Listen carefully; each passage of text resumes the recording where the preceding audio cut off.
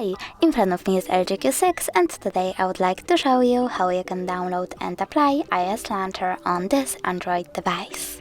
Firstly, access Play Store.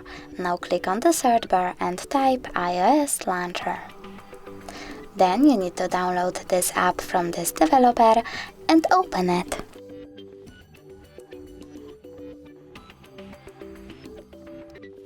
Then select Allow a bunch of times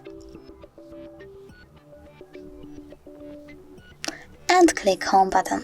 So sorry, misclick.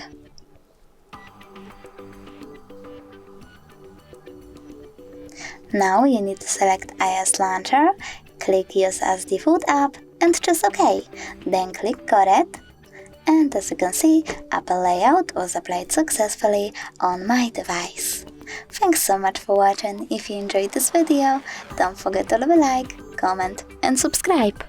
Bye!